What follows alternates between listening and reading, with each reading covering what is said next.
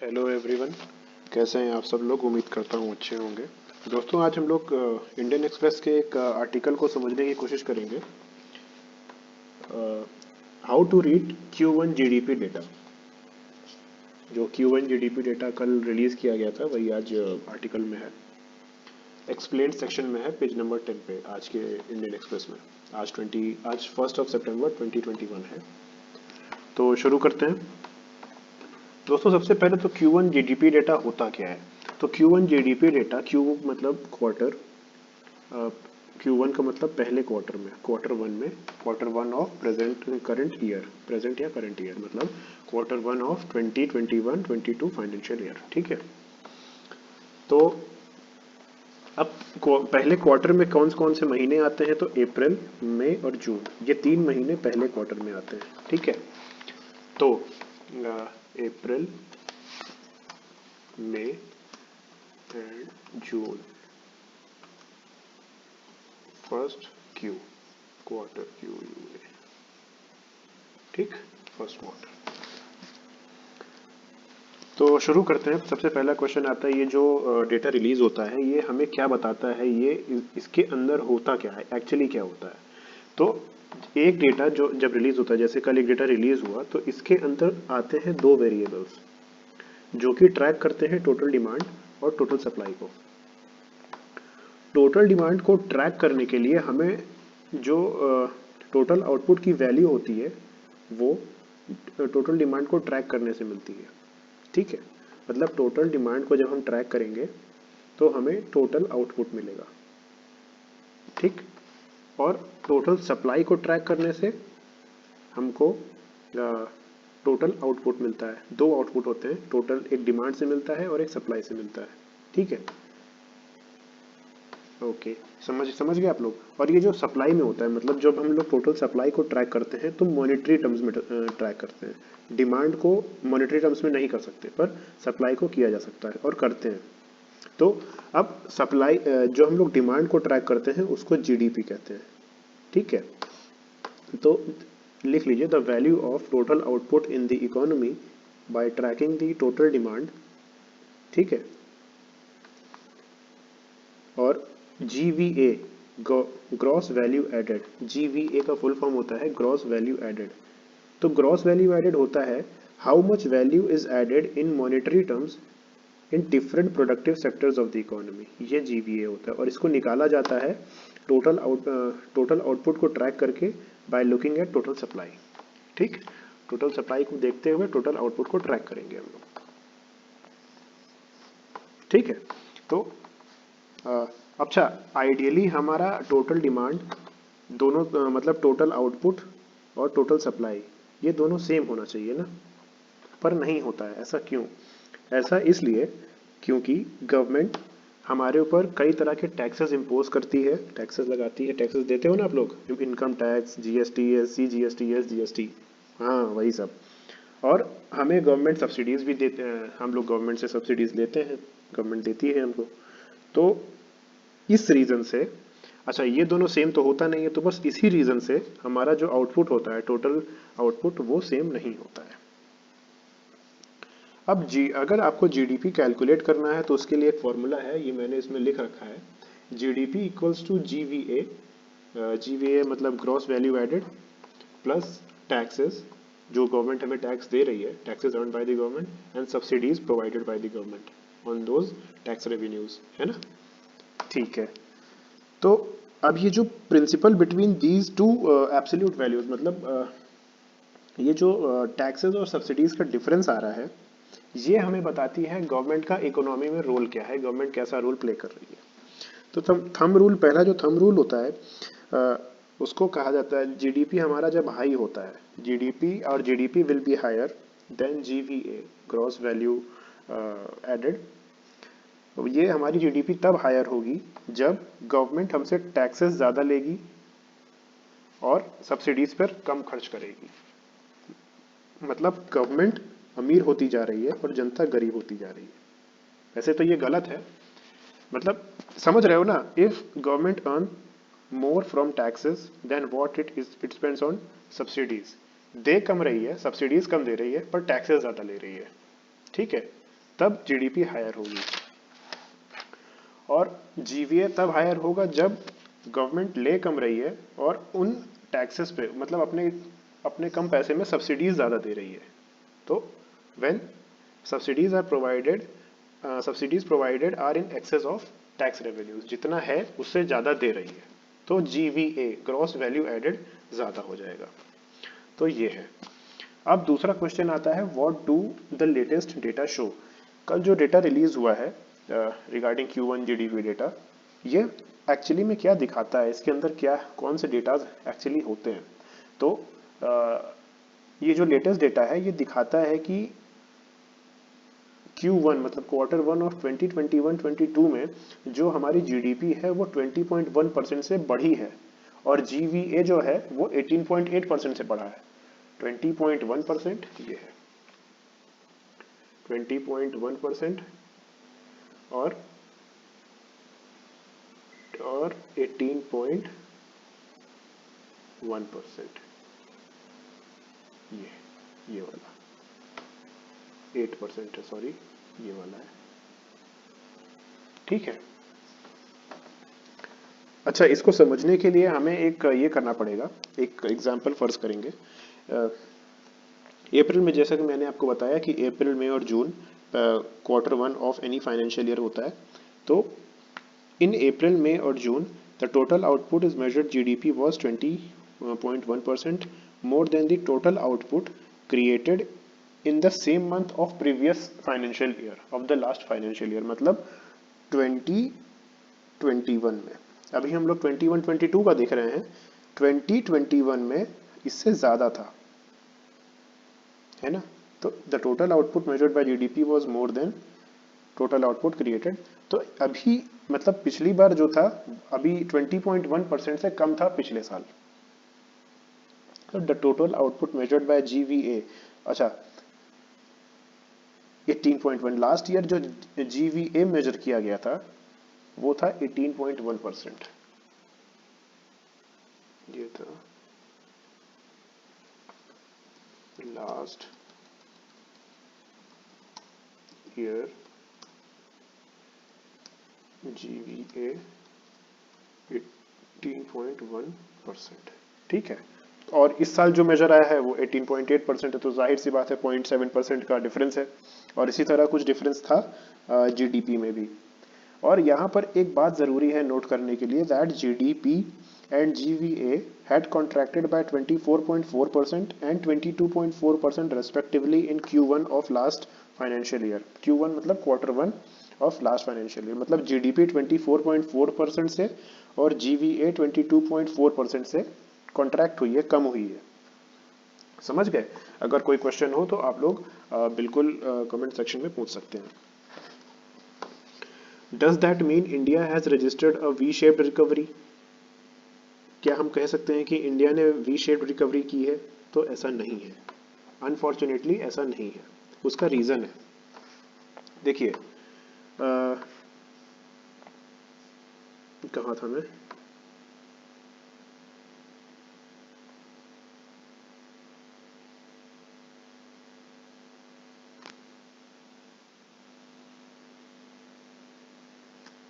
हाँ ये the sharp YOY मतलब year on year expansion in Q1 financial year 2022 is analytically misleading with a sequential slow down of 16.9% over. देखिए इसको समझने के लिए ना हमें एक फिर से एक एग्जांपल लेना पड़ेगा। इमेजिन करिए पहले क्वार्टर में Q1 ऑफ 2019-20 में जीडीपी जो थी वो 100 रुपीज़ की थी, 100 रुपये की जीडीपी थी 19-20 के साल में। ठीक है। फिर ये जीडीपी 24% से गिर जाती है 20-21 में, Q1 ऑफ 20-21। ठीक, समझ रहे हैं ना, मतलब Q1 in 2020 in 19-20 was 100 rupees. Then 2021 में fell by 24%। ठीक है, which makes it which makes it 76 rupees, है ना, समझ रहे हैं, 76%। फिर इन द करंट फाइनेंशियल मतलब 2021-22 में, इन 2021-22 में ये बढ़ जाती है फिर से, अभी 76 रुपए है ना, अभी 76 रुपीज है, और अब ये 20% से बढ़ती है, तो ये 20% से बढ़ जाती है, 20 increases by 20%, which makes it equals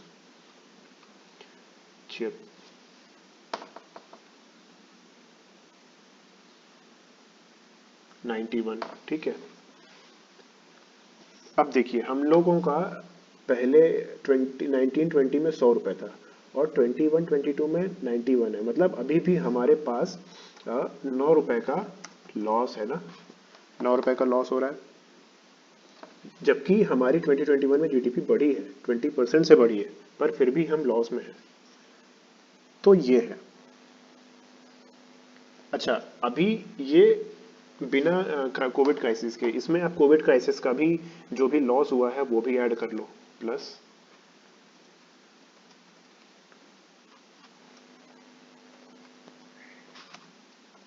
loss due to covid crisis, क्योंकि हमारा देश तकरीबन 1.5 साल के लिए बंद था, ऑलमोस्ट बंद था, 9 महीने के लिए तो बंद ही था, और बाकी के टाइम भी ऑलमोस्ट बंद था, तो उसकी वजह से जो लॉस हुआ वो, तो ये है, समझ गए ना, ये चल रहा है। अब आपको जीडीपी पूरी समझ में आ जाएगी।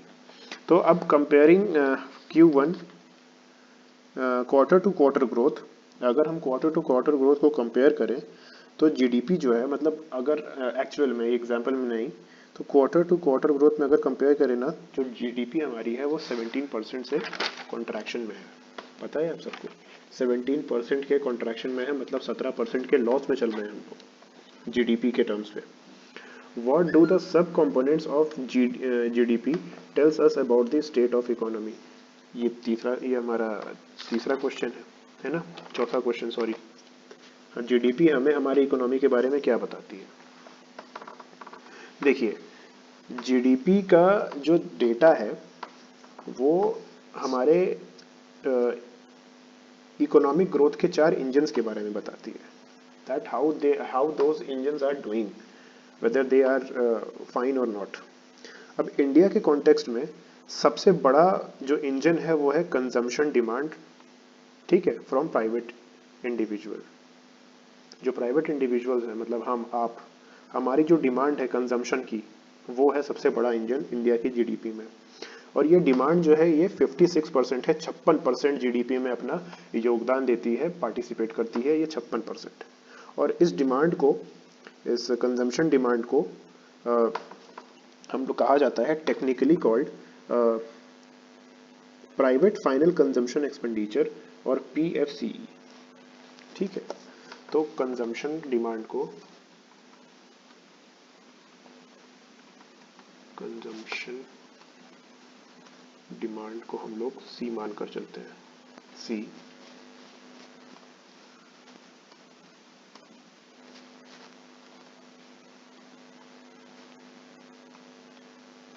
ठीक है, और इसको कहा जाता है पीएफसीई, प्राइवेट फाइनल कंजम्पशन एक्सपेंडिचर, लिख दे रहा हूं, प्राइवेट फाइनल कंजम्पशन एक्सपेंडिचर, ठीक, पीएफसीई।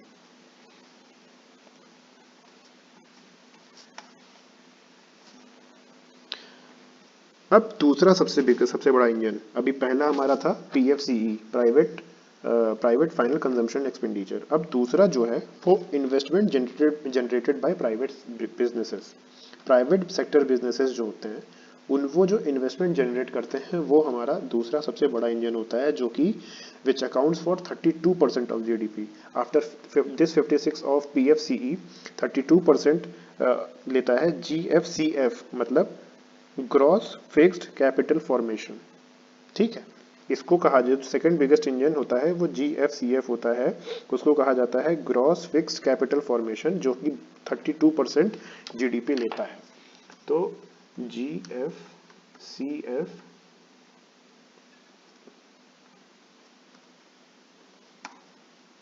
लेता है 32% ऑफ जीडीपी और इसको कहा जाता है GFCEO, ग्रॉस फिक्स्ड कैपिटल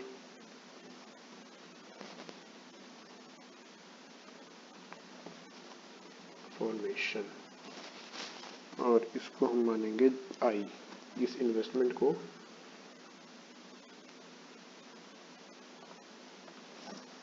कहा जाता है investment generated bye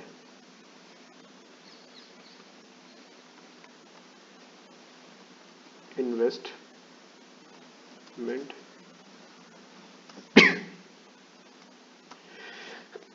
generated by private sector businesses. ठीक, अब हमारा तीसरा जो इंजन है, तीसरा engine in the context of India, वो होता है demands for goods and services. Demands for goods and services, demands for goods and services that too generated by the government,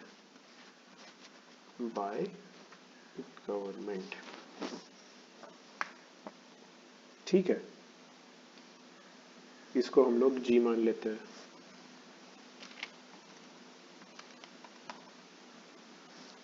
और ये जो है this accounts for 11% of GDP, और इसको कहा जाता है गवर्नमेंट फाइनल कंजम्पशन एक्सपेंडिचर। इसको कहा जाता है GFCE,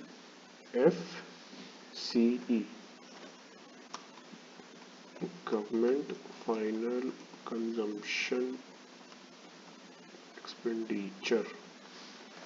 ठीक है, अब last but not the least fourth engine जो है, फोर्थ इंजन हमारा नेट एक्सपोर्ट, नेट एक्सपोर्ट्स। अब नेट एक्सपोर्ट्स क्या होता है, इसको कहा जाता है NX। ठीक, नेट एक्सपोर्ट क्या होता है, तो net export is the difference between India's import and India's export. India जो इंपोर्ट करता है NX equals India's import minus India's export. ठीक है, ये होता है नेट एक्सपोर्ट। अब क्योंकि ये तो हमें भी पता है, सबको पता है कि इंडिया इंपोर्ट ज़्यादा करता है एक्सपोर्ट से, मतलब एक्सपोर्ट कम करता है और इंपोर्ट ज़्यादा करता है, बाहर से सामान ज़्यादा मंगाता है और भेजता कम है बाहर देशों में। तो it is therefore it is the smallest engine of the GDP growth, और ये कभी कभी नेगेटिव में भी चला जाता है, ऑफन नेगेटिव। ठीक है, तो अब देखिए, अब मैं आपको एक गोल्डन रूल बता रहा हूँ जीडीपी कैलकुलेट करने के लिए। ऊपर जो मैंने बताया इसको एक फॉर्मूले में डालने, तो C plus investment, C plus I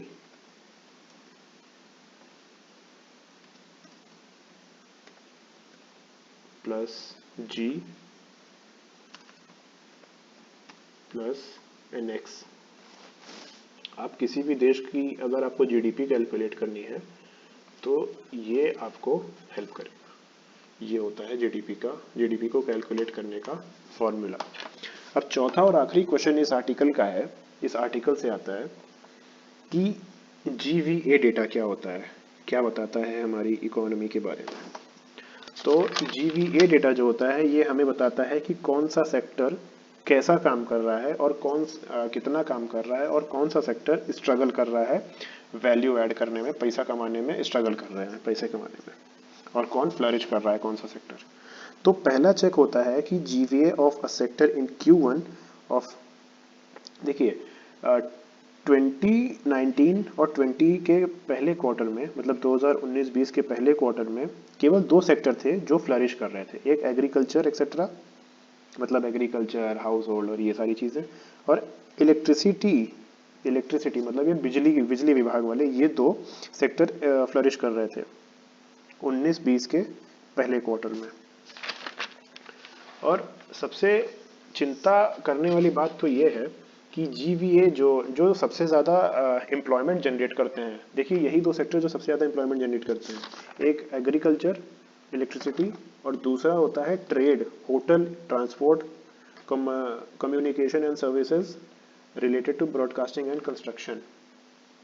तो क्योंकि एग्रीकल्चर और इलेक्ट्रिसिटी जो है ये फ्लरिश कर रहे थे, दूसरे on the other hand trade, hotel, transport, communication and services related to broadcasting and construction, इसमें जो है नुकसान देखने को मिला।